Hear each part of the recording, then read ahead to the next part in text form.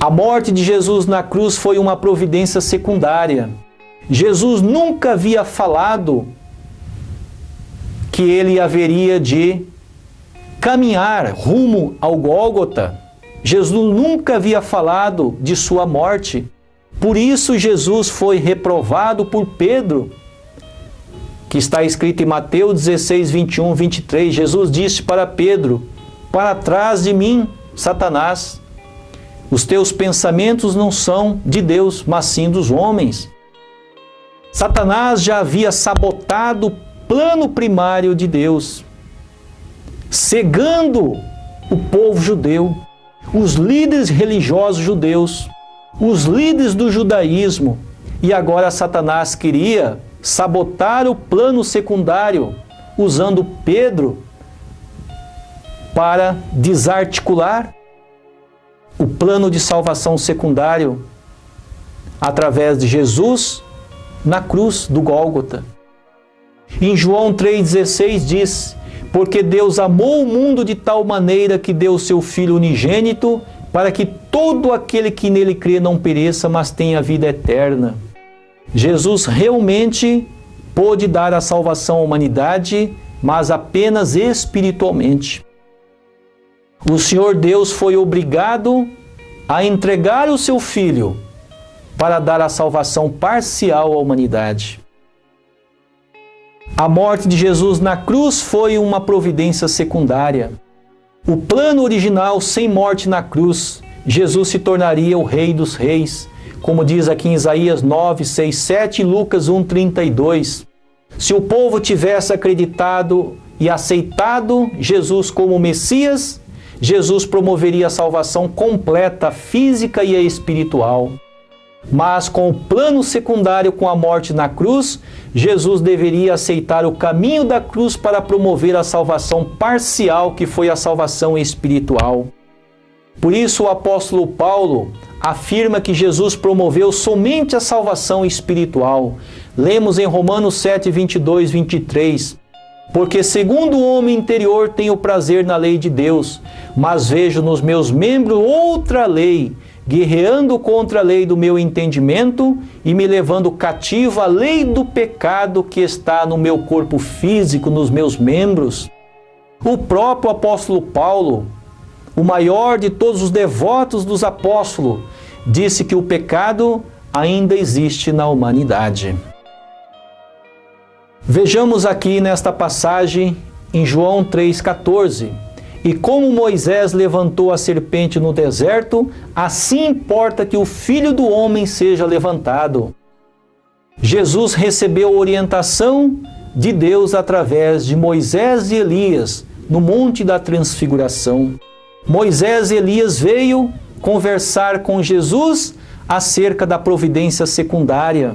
Moisés e Elias veio orientar Jesus, dizendo que Jesus deveria percorrer o caminho do Gólgota e estabelecer a providência secundária para dar a salvação parcial à humanidade. Aqui, em Lucas 23, 34, Jesus disse: Pai, perdoa-lhes porque eles não sabem o que fazem. Em Lucas 23, 43, Jesus disse ao ladrão da direita: ainda hoje estarás comigo no paraíso. Jesus veio para realizar o reino dos céus, porém, com a descrença do povo, Jesus foi para o paraíso. Se o povo de Israel tivesse reconhecido Jesus como Messias, o reino dos céus teria estabelecido. Não haveria divisão entre judeus e cristãos. Não haveria o julgamento dos judeus e nem os cristãos sofreriam perseguição e não haveria necessidade da segunda vinda do Messias. A segunda vinda do Messias tornou-se realidade, tornou-se necessária por causa do fracasso do povo judeu e não reconhecer o Senhor Jesus como o Salvador, o Cristo enviado de Deus. Mais uma evidência de que Jesus não veio para ser crucificado. Jesus veio para estabelecer o reino dos céus. Jesus deveria estabelecer o plano original, que é o fundamento de 4 posições na terra, para poder enxertar a humanidade decaída e redimir a humanidade do fundamento falso centralizado em Satanás. Esta é a evidência de que Jesus não veio para morrer na cruz. Está escrito em Mateus também 18:18. Em verdade vos digo, tudo quanto ligardes na terra será ligado no céu, e tudo quanto desligardes na terra será desligado no céu. Jesus deveria ligar a linhagem de Deus na terra. Jesus deveria estabelecer o fundamento original de 4 posições e enxertar a humanidade, a sua linhagem, a linhagem de Deus, e redimir a humanidade do pecado original, remover o pecado original e estabelecer o mundo ideal, o mundo chamado Reino dos Céus, tanto na terra quanto no mundo espiritual. E em Romanos capítulo 8, versículo 23, o apóstolo Paulo disse: aguardamos a adoção, a saber, a redenção do nosso corpo. Vejamos agora nessa nossa conclusão geral. João Batista fracassou em sua missão. Em João 1:33-34, batizou Jesus no Rio Jordão e testificou que Jesus era o Messias. Em Lucas 1:76-77, o sumo sacerdote Zacarias profetiza que João Batista será chamado o profeta do Altíssimo, que darás ao povo conhecimento da salvação na remissão dos seus pecados. Em Mateus 11:2 e Mateus 14:8, João Batista duvidou de que Jesus era o Messias e depois ele foi assassinado. Em Mateus 11:6, Jesus dá o julgamento a João Batista: bem-aventurado é aquele que não se escandalizar de mim. Em Mateus 11:11, Jesus disse que entre os nascidos de mulher não surgiu outro maior do que João Batista, mas aquele que é o menor no reino dos céus é maior do que ele. Em Mateus capítulo 11, versículo 12, Jesus disse: e desde os dias de João o Batista até agora, o reino dos céus é tomado à força e os violentos o tomam de assalto. Devido ao fracasso de João Batista, ele foi assassinado. Consequências da falha de João Batista. João Batista falhou em não dar assistência a Jesus como o maior de todos os profetas. Por isso Jesus deu julgamento a João Batista: felizes aqueles que não se escandalizar de mim. Vejamos a conclusão geral do ponto número 3. O Senhor Jesus não virá da maneira como são ensinadas nos púlpitos das igrejas cristãs, pelos bispos e pastores. No Antigo Testamento, Daniel 7,13 dizia que Jesus viria das nuvens. Em Miqueias 5,2 dizia que Jesus nasceria na terra, Jesus nasceu na terra. Em Apocalipse 1,7 diz que o Messias virá das nuvens. Em Apocalipse 12,5 diz que o Messias nascerá na terra. Em Atos 1,11, Jesus dá advertência aos varões galileus: por que estáis olhando para o céu?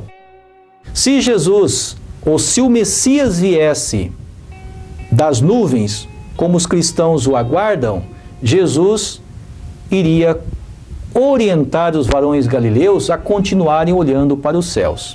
Em Lucas 17:22 diz: dias virão em que desejareis ver um dos dias do Filho do Homem e não o vereis. Em Lucas 17:25, Jesus disse: é necessário que ele padeça muitas coisas e que seja rejeitado por esta geração.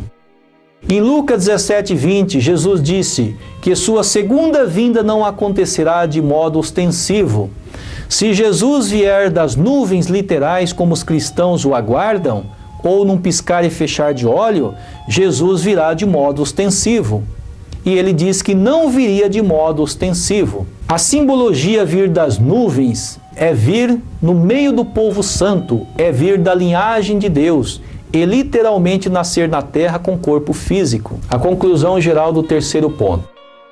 O arrebatamento é simbólico e não literal como são ensinadas expressivamente pelos bispos e pastores. O arrebatamento, que as pessoas serão arrebatados para as nuvens, para os ares, significa que o povo sairá da soberania de Satanás, sairá da linhagem de Satanás e entrará na soberania de Deus, na linhagem de Deus. A ápice da fé cristã é o arrebatamento. É sair da linhagem de Satanás, da soberania de Satanás e entrar na soberania de Deus, através da linhagem de Deus trazida pelo Senhor do segundo advento. Então, o significado das nuvens. Águas é povo pecador e nuvens é povo purificado, como diz em Apocalipse 1:7 e Apocalipse 17:15. Águas simboliza povo pecador.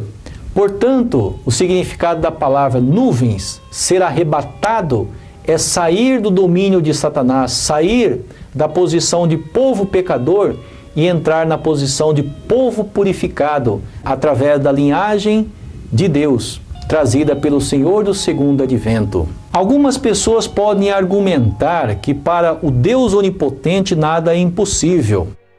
Entretanto, Deus não pode ignorar suas próprias leis e princípios.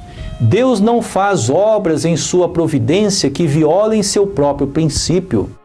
As 3 grandes bênçãos aos seres humanos foram concedidas por Deus para serem realizadas na terra.